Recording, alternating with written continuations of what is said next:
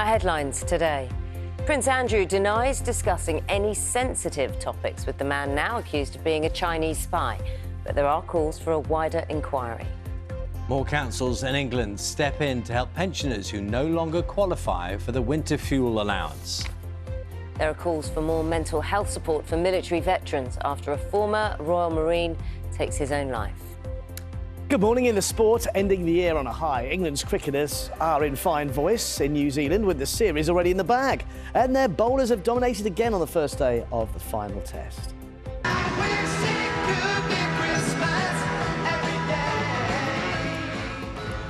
And festive friends reunited. The children actually sang on Wizzard's classic Christmas single Catch Up after more than half a century.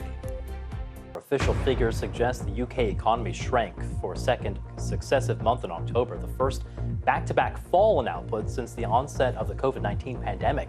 The Office for National Statistics says GDP fell 0.1%.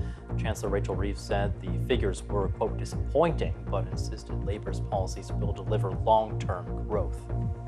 E17 singer Tony Mortimer surprised commuters at London's St Pancras station by performing Christmas #1, Stay Another Day. Have a look.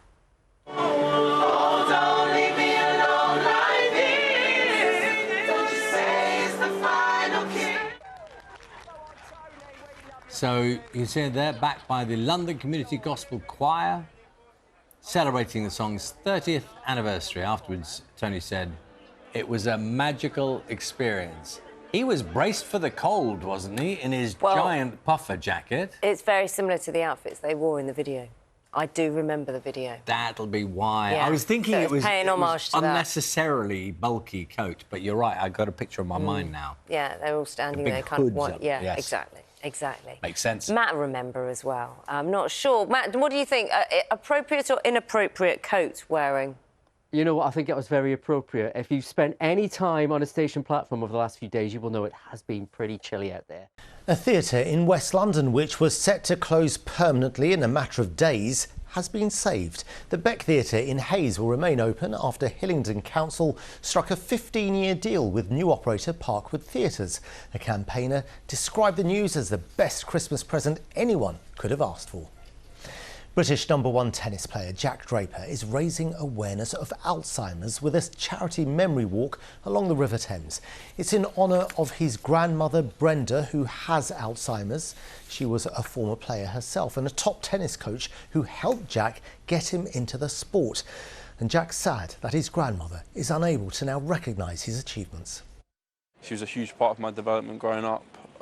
In terms of my tennis, but also just being an amazing grandma, you know. She'd say, get that ball toss up, Jack, you know, and this is still something I'm trying to do now when I'm 22 years old and 15 in the world. So but I think it's nice to be able to support a cause that's obviously close to my heart and also to raise some money too. On Tuesday, it's the BBC Sports Personality of the Year Awards, and look out for Olympic champion rower Imogen Grant because she'll be wearing the ultimate pre-loved dress on the red carpet. It's made of her old kit from previous Olympics, while the London College of Fashion unpicked the garments and reconstructed them to make a dress that Imogen Grant will be proud to wear. It looks good and it's good for the environment too. Kit is really expensive. And so much of it gets wasted. As soon as a sponsor changes, a whole new set of kit comes in. I'm really hoping that this project shows that there's another life that this kit can have. In the next few minutes, survivors and bereaved families from the Grenfell disaster will begin a silent walk to honour the lives lost.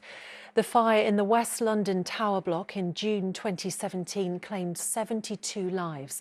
Tonight, members of Grenfell United will set off from Notting Hill Methodist Church, demanding justice through criminal charges. Police and prosecutors have said any charges, if brought, won't be announced before the end of 2026 because of the scale of the Grenfell inquiry. Hundreds of people staged a protest in central London today, demanding that action be taken to address soaring rent costs. It was organised by the London Renters Union, a body which represents thousands of renters that call the capital home. But as Rosie Barnett explains, some are worried they may not be able to do that for much longer.